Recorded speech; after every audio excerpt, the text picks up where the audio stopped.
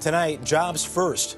Top White House advisors say putting Americans back to work is their top priority ahead of tackling the budget deficit. I'm Russ Mitchell. Also tonight, Italy's controversial Prime Minister, Silvio Berlusconi, is hit in the face at an outdoor rally. Faith in flux. Americans on a spiritual journey, choosing their beliefs and rituals wherever they find them. And give and take. A campaign to give the less fortunate new respect and dignity by the simple act of taking their picture. In my house, I have everybody's picture but mine. This is the CBS Evening News with Russ Mitchell. And good evening. We begin tonight with the economy. Today, the Senate passed a $1.1 trillion spending bill, more than half of which covers mandatory payments for programs like Medicare. White House advisors were out in force promoting the president's latest economic agenda today. Tomorrow, the president sits down with the nation's largest banks to discuss loosening credit to increase the number of loans to consumers and small businesses. White House correspondent Bill Plant has details. From presidential economic advisor Larry Summers, a positive administration spin today on the nation's biggest concerns, money and jobs. Today, everybody agrees that the recession is over. Unemployment dipped to 10% in November.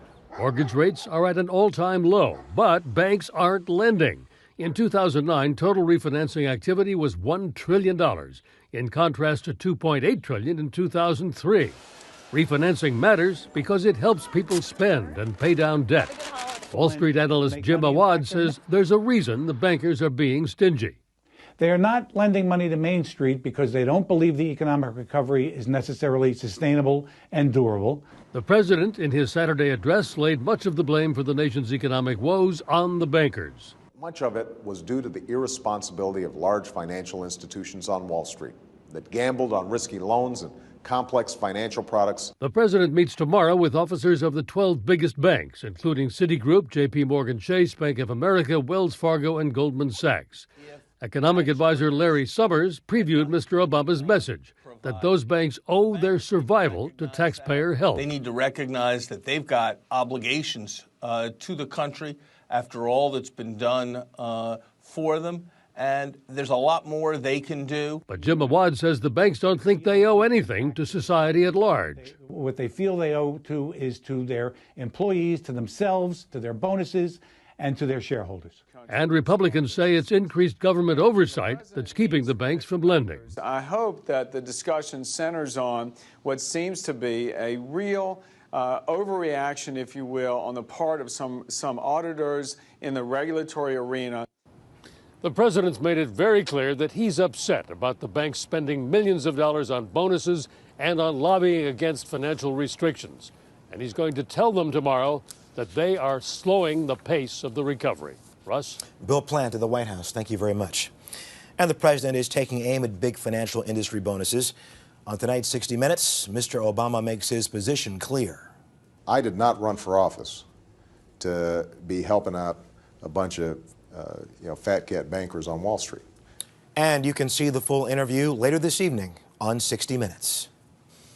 In Britain, the government has already taken action against big bank bonuses by announcing a plan to tax them to the hilt. The tax has London financiers in an uproar, as we hear from Sheila McVicker. Are you going to bash the bankers, Chancellor?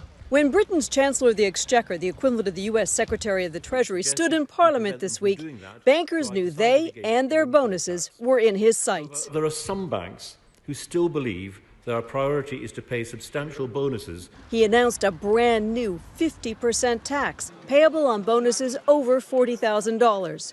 A one-time hit supposed to raise an estimated $890 million. A drop in the fiscal bucket next to Britain's estimated national borrowing of $290 billion. It is a visceral, vicious, spiteful act because it suits the electorate, because the electorate is angry about what's happened. And I can't blame them.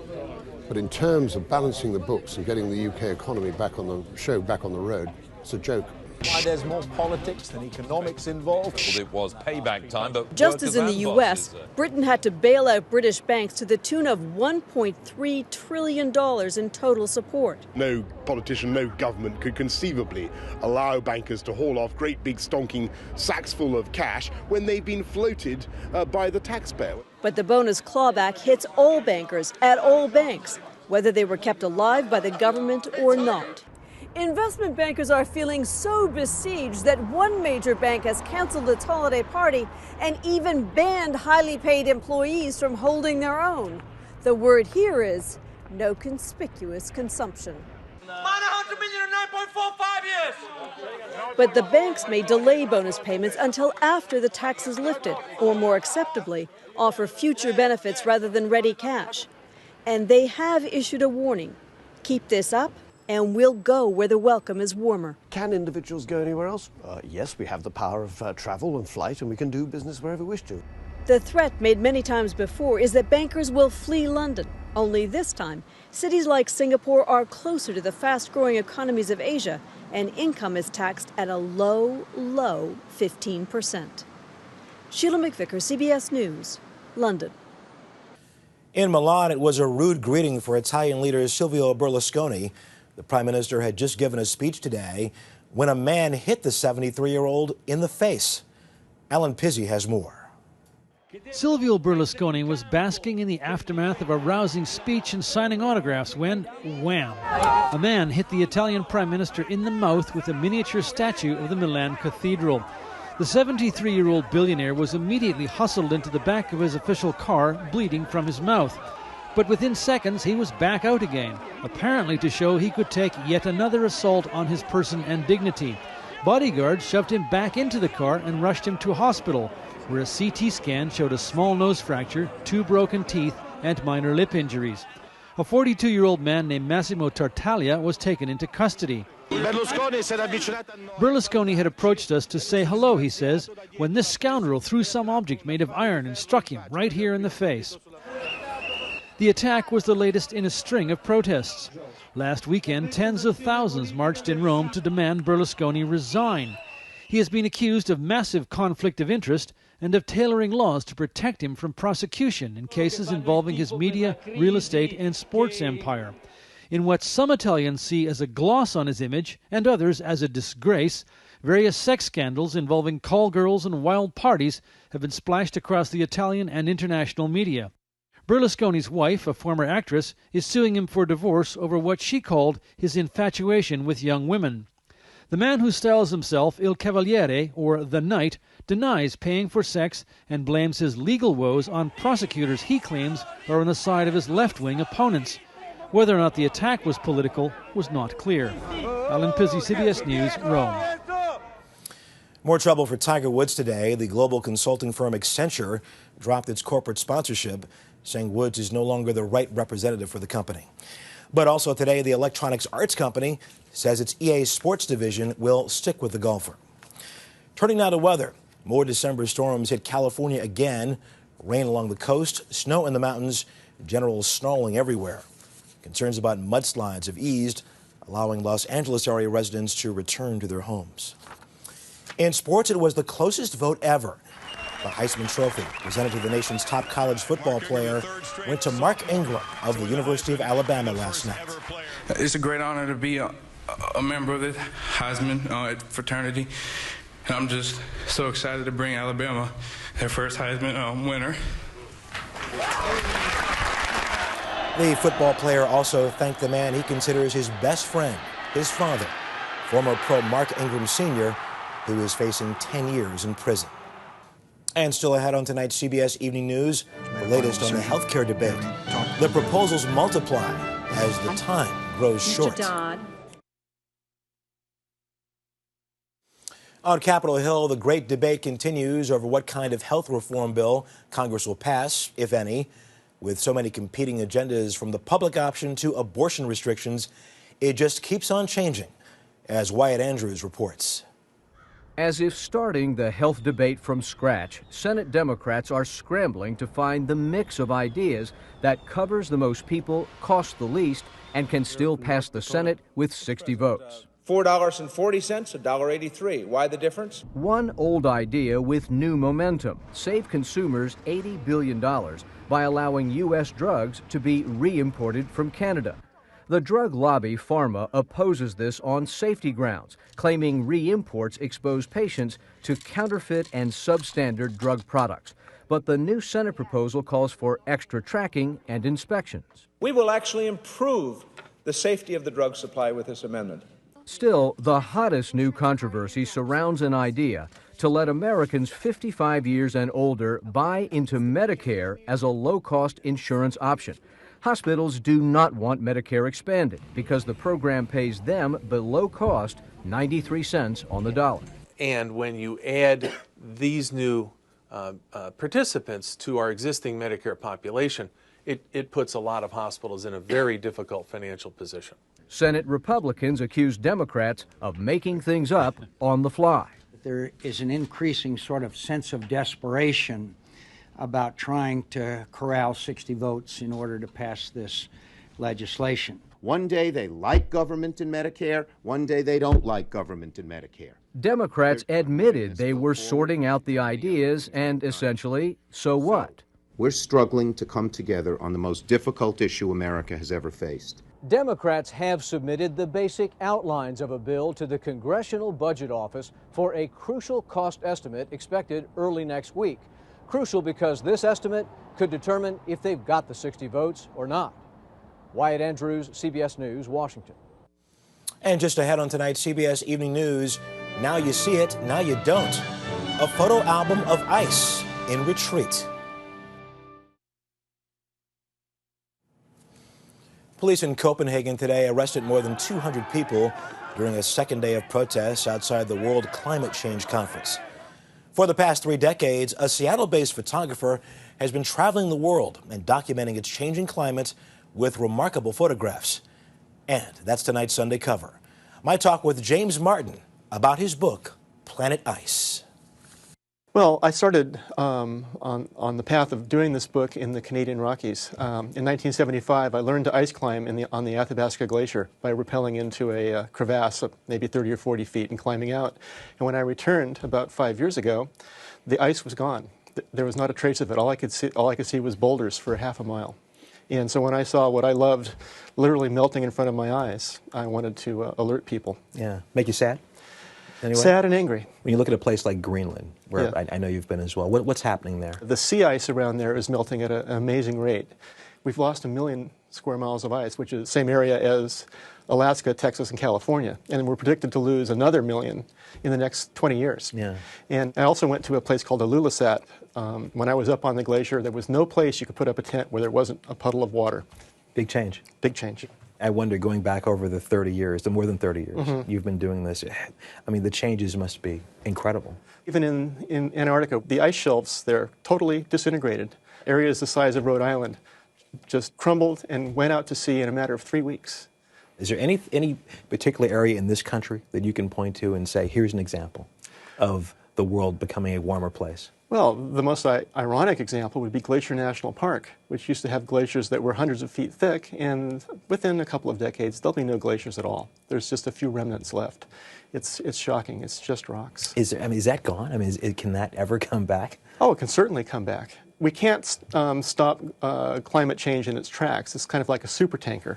But you can put on the brakes and stop making it worse. I saw some research that showed that fewer Americans today believe that the world is warming up than a few years ago. Does that disturb you at all? Yes, it's disappointing because the facts are clearly going in the other direction. There is a cost for doing nothing. You can have rising sea levels, which could happen. It's happening at a slow level now. Wilder weather, and also the loss of beauty, I think, is a tremendous loss for everybody. President Obama attends the Copenhagen Climate Conference on Friday with other world leaders, when most of the bargaining on greenhouse gas cuts is expected to take place. And coming up on tonight's CBS Evening News, seek and ye shall find. More Americans than ever are looking for spiritual comfort among religious boundaries.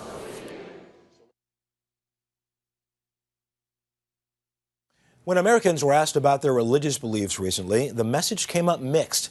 More and more people are grazing, a sampling of mystical, a touch of traditional, add in astrology, and more. Bill Whitaker digs into the study. At St. Agatha's Catholic Church in inner-city Los Angeles, the Lord is with you. Father Ken Deasy has an open-door policy. All who seek the love of God are welcome. Do this in memory of me. Jeff Goldstein, born and raised a Jew, felt the tug of Father Ken's message and became a regular at the church. It was the 1 hour and a half of my week in Los Angeles that was far and away above and beyond any happiness that I felt for the whole rest of the week. More and more, Americans' religious experiences resemble Jeff Goldstein's. According to the Pew Center, while almost 3/4 of Americans say they regularly attend religious services, about 1 in 4 adults attend services of different faiths.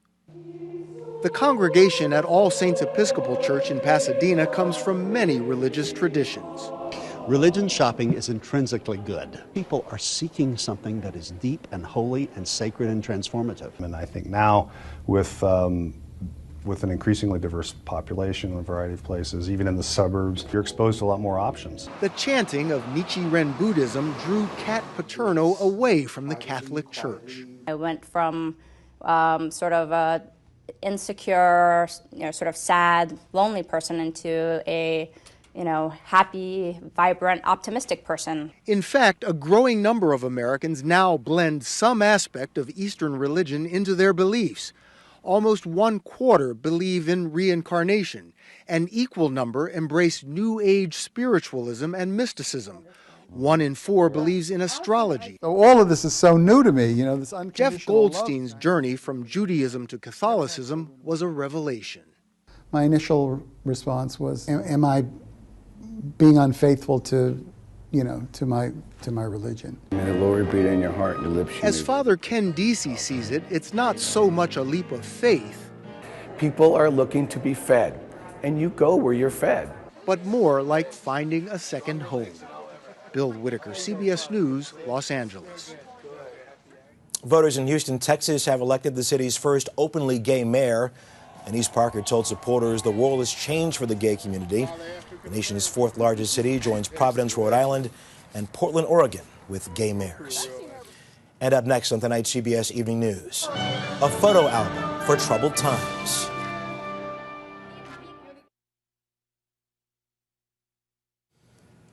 And finally this evening, a movement is underway this holiday season to give something back to those who were less fortunate.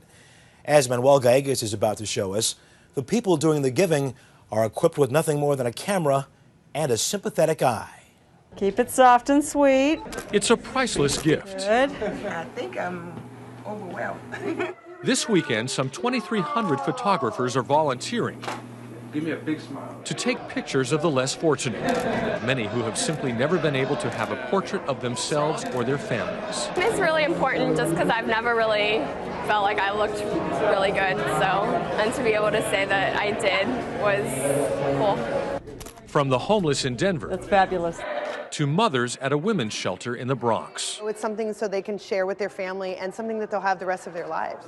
The photo shoot left the elderly reminiscing about days gone by. You ever look so good? I think when I was courting my wife, yeah. And lifted the spirits of Sabrina Brown, who never wanted anyone to take her picture, not even in high school. So I'm happy. I'm happy and I look good. So that's what counts.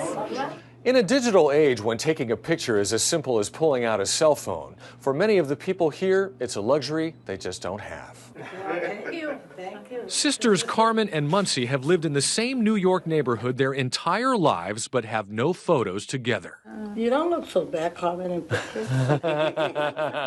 Nearly 28,000 portraits taken in 40 countries, precious for them and the pros. The idea of giving back to somebody who didn't ask for anything is really a nice feeling to have. Nice. They say a picture is worth 1,000 words. Smile. But these pictures... They liked it. Everybody loved it. Say it all. Manuel Gallegos, CBS News, New York. And that is the CBS Evening News. Later on CBS, 60 Minutes and that exclusive interview with President Obama. Thanks for joining us this Sunday evening. I'm Russ Mitchell, CBS News in New York. Katie's here tomorrow night. I'll see you again first thing in the morning on The Early Show. Good night.